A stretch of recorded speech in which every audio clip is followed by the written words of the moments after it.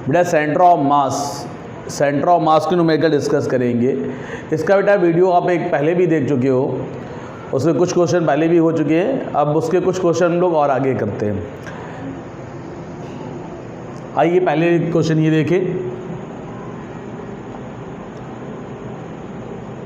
एक ट्रायंगल है,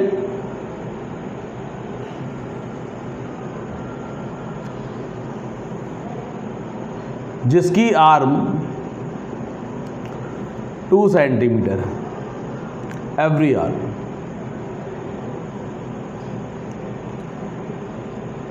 2 सेंटीमीटर, और इनके मिड पॉइंट पर 2 kg, 4 kg एंड 6 kg के वेट सिचुएटेड है। इसके मिड पॉइंट पे 2 kg, 4 kg और 6 kg के वेट सिचुएटेड है। तो इस बॉडी का मैं सेंटर ऑफ मास फाइंड करना है, इसका सेंटर ऑफ मास फाइंड करना है। बेटा क्या कहा गया, एक ट्रायंगल है जिसकी एवरी आर्म 2 सेंटीमीटर है, इसके मिड पॉइंट पे 2 kg, 4 kg एंड 6 kg के मास सिचुएटेड है। तो इसका फाइंड करना centre of mass with respect to 2 kg weight, 2 kg weight. तो 2 kg के रिस्पेक्ट में फाइंड करना है, इसलिए इसका जो कोऑर्डिनेट हो जाएगा 0,0। ये ओरिजिन हमारा हो गया। अब बेटा ये जब सेंटर है तो ये डिस्टेंस होगी 1 सेंटीमीटर और ये भी हो जाएगी 1 सेंटीमीटर।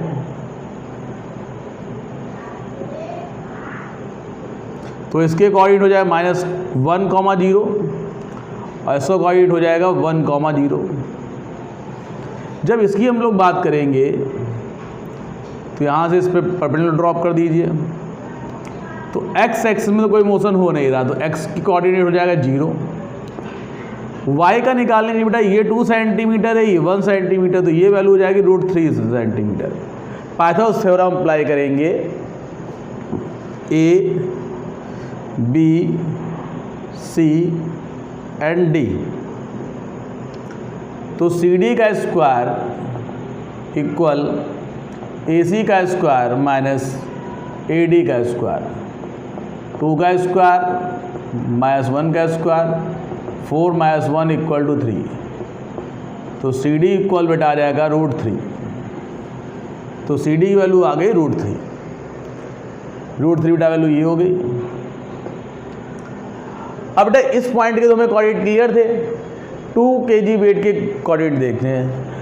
तो इसमें ये x1 x2 हो गया, इसके पॉइंट फाइंड करना, तो इसका फॉर्मूला था x1 + x2/2, x equal x1 + x2/2,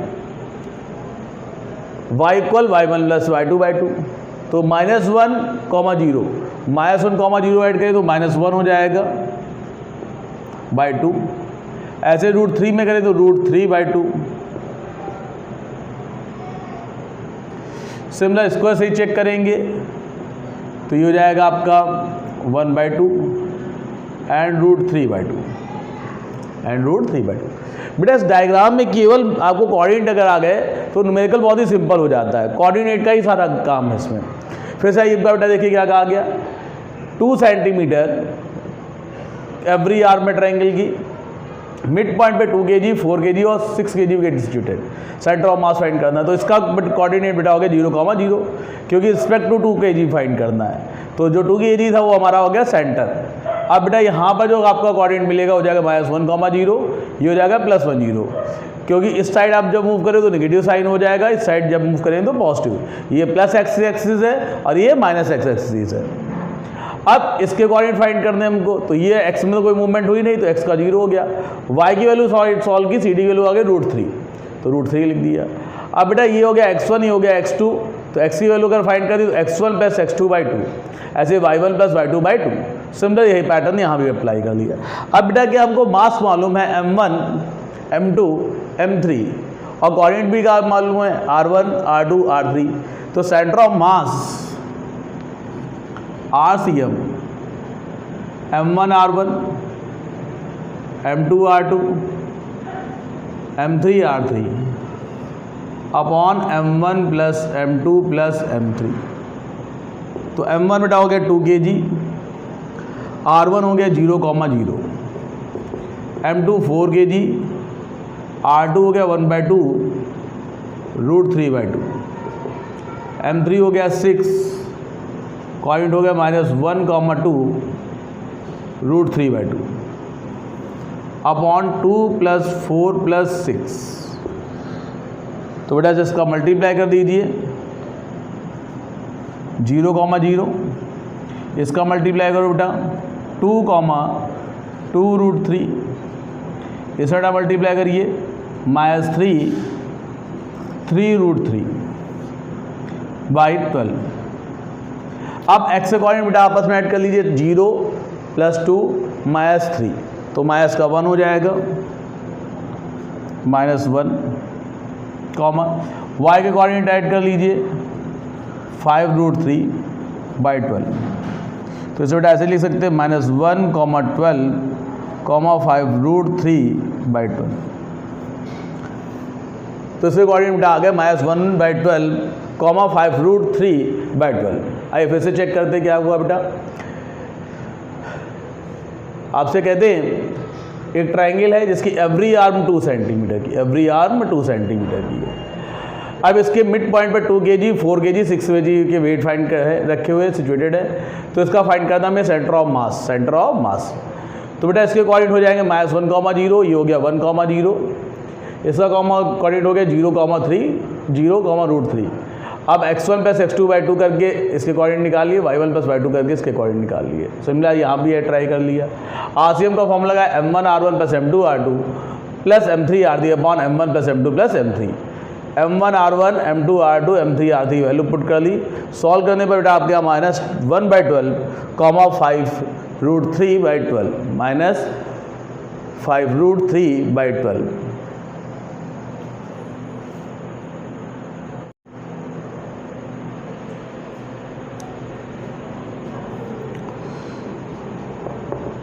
one kg, 2 kg and 3 kg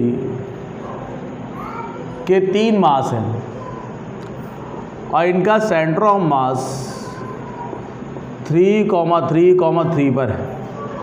3 body 1 kg, 2 kg, 3 kg की, इनका सेंटर ऑफ मास 3 kg पर है। अब बेटा उसके अप्लाई कर सकते हैं RCM equal M1R1, M2R2, M3R3 upon M1 + M2 + M3। M1 1 kg, R1, M2, R2, M3, R3 upon 1 + 2 + 3। RCM की वैल्यू गिवन है 3,3,3। ये बेटा मल्टीप्लाई कर लो आपस में, तो क्या हो जाएगा 3,3,3 × 6। M1R1, M2R2, M3R3 मल्टीप्लाई कर लेंगे 18,18,18। M1R1, M2R2, M3R3 3 मास थे बेटा 1 kg, 2 kg, 3 kg के। 3 मास थे 1 kg, 2 kg एंड 3 kg के, जिनके सेंटर ऑफ मास गिवन थे 3,3,3 पर। तो RCM का फॉर्मूला अप्लाई किया M1R1 + M2R2 + M3R3 upon M1 + M2 + M3। RCM की वैल्यू हो गई 3,3,3, M1 M2 वैल्यू पुट कर दी। सॉल्व करने बेटा आपको मिल गई M1R1, M2R2 + M3R3 की वैल्यू। अब एक फोर्थ पार्टिकल को हम एंटर करते हैं इसमें। अब बेटा क्या हुआ, फोर्थ पार्टिकल आ गया 4 kg का। आज जैसे इसको हम लोगों ने किया यूज़, तो उसका सेंटर ऑफ मास जो था बेटा वो 1,1,1 पे शिफ्ट हो गया। इसका सेंटर ऑफ मास 1,1 पे शिफ्ट हो गया। तो हमें R4 की पोजीशन फाइंड करनी है। R4 को हम कहाँ पर सिचुएटेड करें, कैसी इसकी कौन सी पोजीशन हो कि अब सिस्टम का जो होल सेंटर ऑफ मास हो वो 1,1,1 पे शिफ्ट हो जाए। पहले आपका था 3,3,3 पर, मगर अब 4 वाले को कहाँ पर सिचुएटेड कर दे और इसका सेंटर ऑफ मास 1,1,1 पे शिफ्ट हो जाए। तो हम फोर्थ पार्ट के लिए फिर से अप्लाई कर देते हैं। RCM equal M1R1 M2R2 M3R3 M4R4 upon M1 plus M2 plus M3 plus M4। RCM बेटा हो गया 1,1,1 M1R1 plus M2R2 plus M3R3 के हम लोग यूज़ कर लेते 18,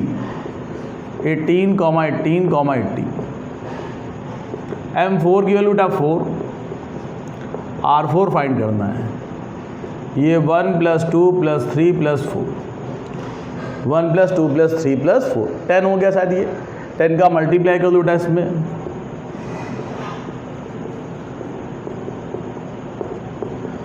18, 4R4। इसको इस साइड ले लीजिए तो -8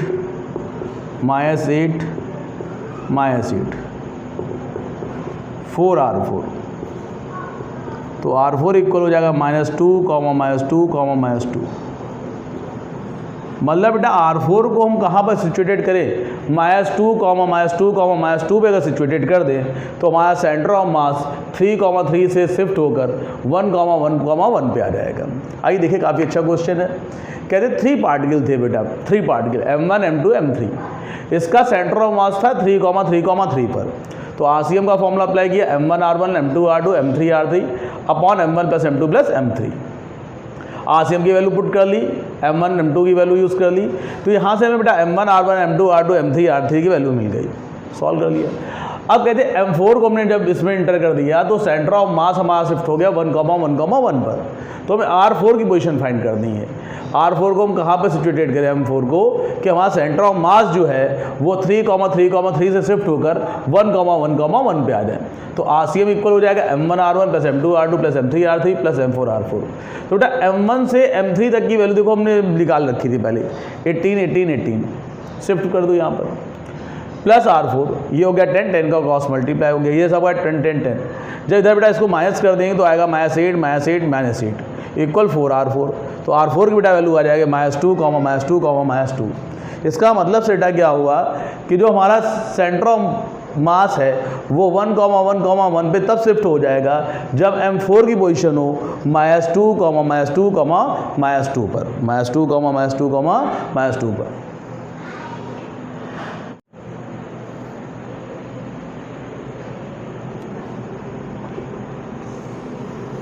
बेटा ये अर्थ है और ये मून है, इसकी डिस्टेंस r है। मास ऑफ अर्थ गिवन है 5.98 10⁻²4 and mass of moon given है 7.36 10⁻²2। क्या बेटा आ गया, अर्थ और मून r डिस्टेंस सिचुएटेड है। मास of earth 5.98 10⁻²4, mass of moon 7.36 10⁻²2 और अर्थ से मास की डिस्टेंस गिवन है 3.8 10⁻8। हमें बेटा इसका सेंटर ऑफ मास फाइंड करना है, सेंटर ऑफ मास। तो बेटा इसकी कोऑर्डिनेट क्या हो गया, ये हो गया सेंटर 0,0, ये हो गया r,0। वैसे नॉर्मल आप r भी लिख सकते थे उसमें, वैसे हमको दिक्कत नहीं इसमें। तो सेंटर ऑफ मास का फॉर्मूला हो जाए M1R1 M2R2 upon M1 plus M2। तो RCM M1 बेटा काम कर रहा है मास ऑफ अर्थ R1, M2 का मास of moon R2, mass of earth and mass of moon. जो M1 है हमारा वो मास ऑफ अर्थ हो गया, M2 जो है वो मास ऑफ मून हो गया। वैल्यू पुट कर दो बेटा, RCM mass of earth 5.98 10⁻²4, R1 0,0, M2 mass of moon 7.36 10⁻²2 and R 3.8 10 the power 8,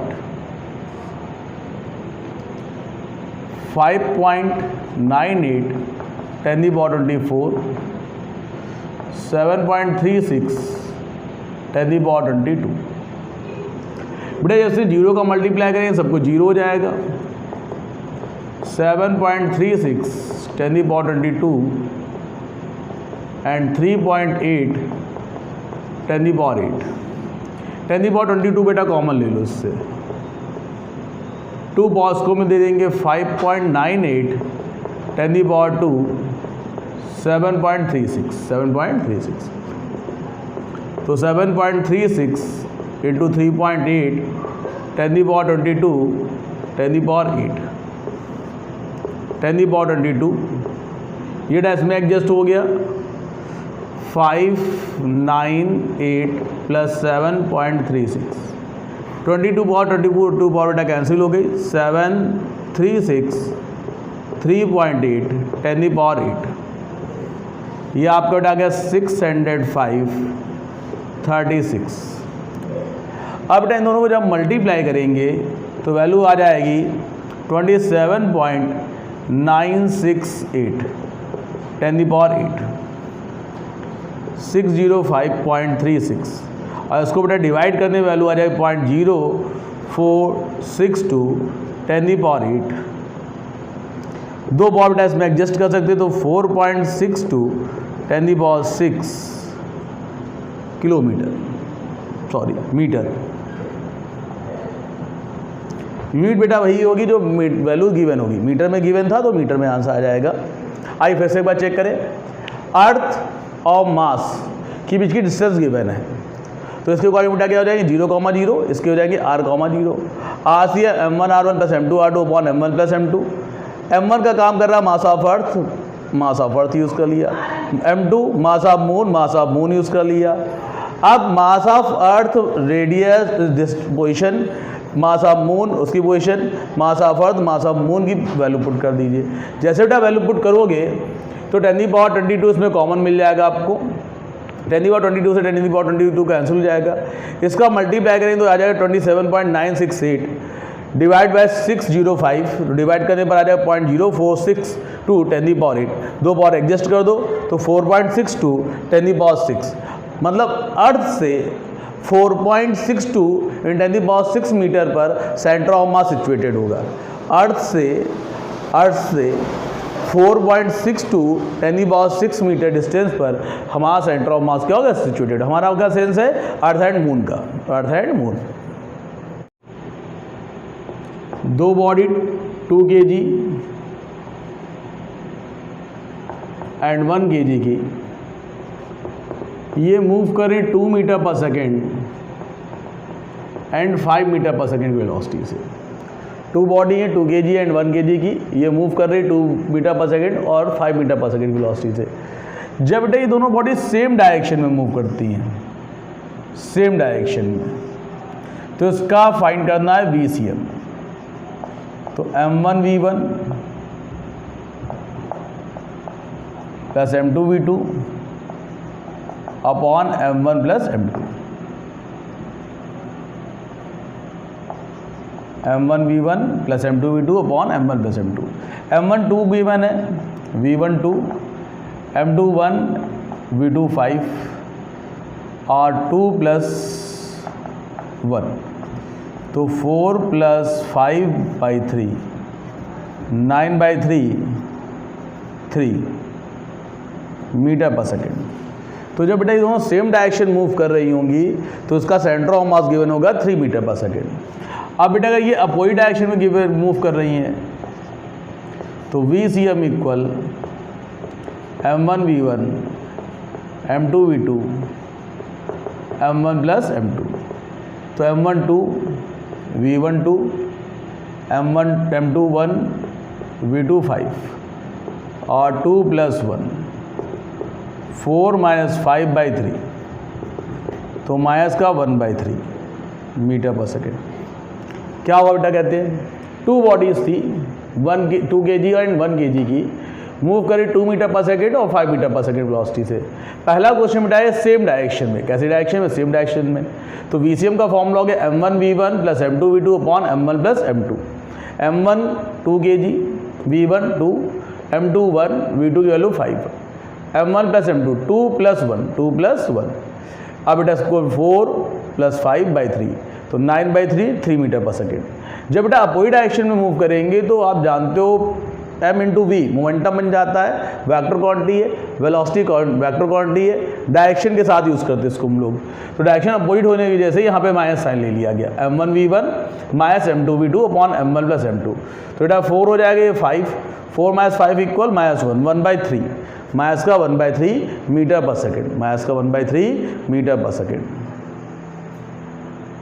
100 ग्राम और 400 के ग्राम के दो बेटा बॉडीज़ हैं जो इस कोऑर्डिनेट पे सिचुएटेड है, R1 R2 पर सिचुएटेड है। इसका सेंटर ऑफ मास फाइंड करना है।